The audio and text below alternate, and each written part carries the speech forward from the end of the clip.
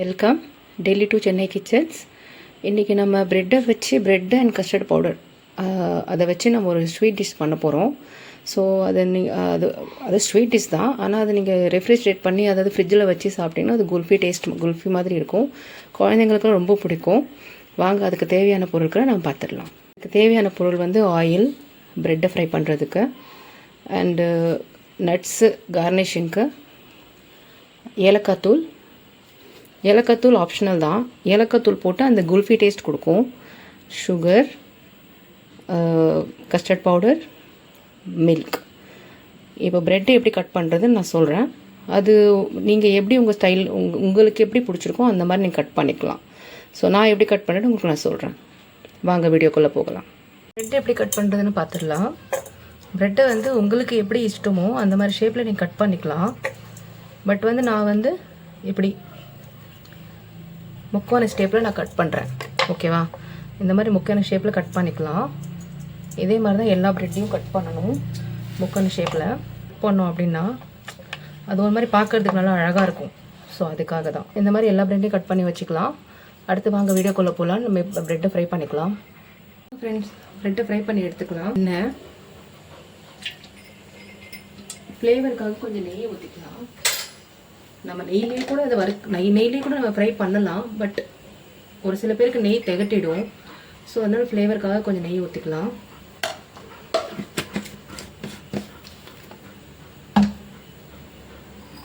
Bread fry ஆகிறதுக்குள்ளே நம்ம பால் ready பண்ணிக்கலாம். இதில் கொஞ்சம் பால் நான் எடுத்துக்கிறேன் பச்சையாகவே. பால் சூடாகட்டும் ஃப்ரெண்ட்ஸ். பால் சூடாகிறதுக்குள்ளே ப்ரெட் ஃப்ரை பண்ணி எடுத்துடலாம். எண்ணெய் காஞ்சிடுச்சு. ப்ரெட்டை ஒன்று ஒன்றா சேர்த்துடலாம். ப்ரெட்டு ரொம்ப கருகக்கூடாது.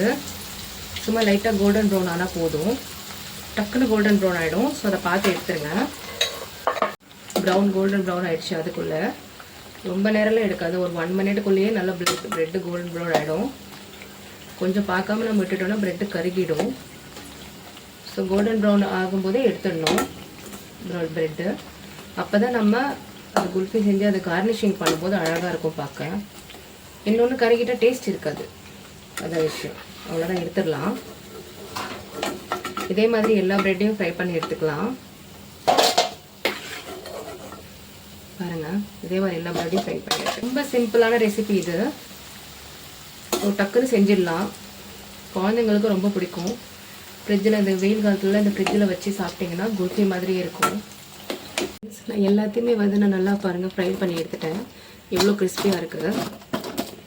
இது மாதிரி எல்லாத்தையும் ஃப்ரை பண்ணி எடுத்துக்கோங்க. அடுத்து பால் ரெடி பண்ணிக்கலாம். பால் பாயில் வரட்டும் ஃப்ரெண்ட்ஸ். பால் எடுத்து வச்சுருந்தேன்ல, அந்த பாலை இந்த கஸ்டர்ட் பவுடரில் மிக்ஸ் பண்ணிக்கணும். இல்லை மிக்ஸ் பண்ணி தான் அதில் ஊற்றணும். இல்லைன்னா என்ன ஆகும்னா அப்படியே நம்ம பவுடரை போட்டோன்னா அப்படியே கெட்டியாக அப்படியே நின்றுடும். பால் பொங்கிடுச்சு ஃப்ரெண்ட்ஸ். மிக்ஸ் பண்ணிக்கலாம்.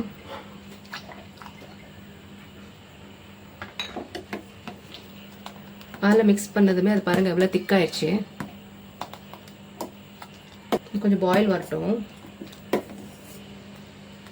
இதில் கொஞ்சம் ஏலக்காய் தூள் போட்டுக்கலாம்.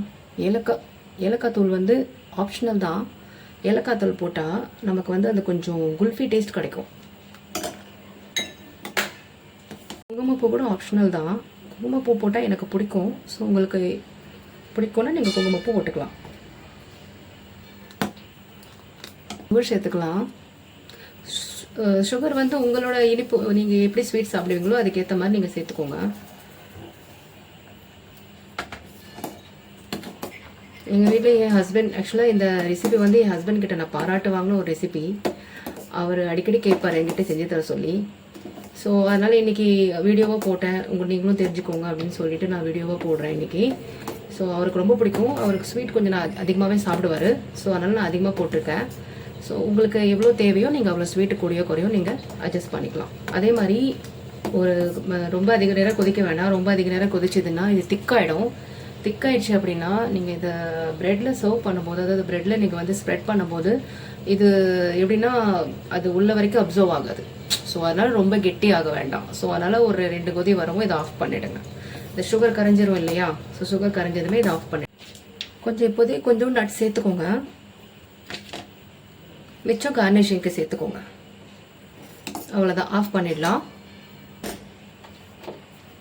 ப்ரெட்டை ரெடி பண்ணி வச்சுக்கோங்க. ரெடி பண்ணி வச்சுட்டு இதை அப்படியே அதில் சூடாக மேலே ஊற்றணும். அதாவது ஃபுல்லாக கவர் ஆகிற மாதிரி ஊற்றக்கூடாது, கொஞ்சமாவது க்ரன்ச்சினஸ் இருக்கணும். ஸோ அதனால் மேலே அப்படியே அதை சூடாக ஊற்றணும். மேலே கார்னிஷிங்காக கொஞ்சம் நட்ஸ் போட்டுக்கலாம்.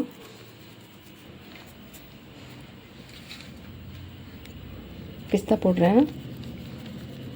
உங்களுக்கு எந்த நட்ஸ் பிடிக்குமோ நீங்கள் அந்த நட்ஸ் போட்டுக்கலாம். நான் பாதாமும் பிஸ்தாவும் போட்டிருக்கேன்.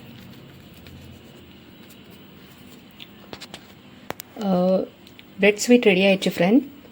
இதை நீங்கள் ஃப்ரிட்ஜுக்குள்ளே வச்சு குல்ஃபியாகவும் நீங்கள் சாப்பிட்லாம், நீங்கள் அப்படியே சூடாக நீங்கள் ஸ்வீட்டாகவும் நீங்கள் சாப்பிட்லாம். குழந்தைங்களுக்கு ரொம்ப பிடிக்கும். வீடியோ பிடிச்சிருந்தா லைக் பண்ணுங்கள், ஷேர் பண்ணுங்கள், கமெண்ட் பண்ணுங்கள். சப்ஸ்கிரைப் பண்ண மறக்காதீங்க. பக்கத்துலேயே அந்த பெல் பட்டனை கண்டிப்பாக ப்ரெஸ் பண்ணுங்கள். தேங்க்யூ.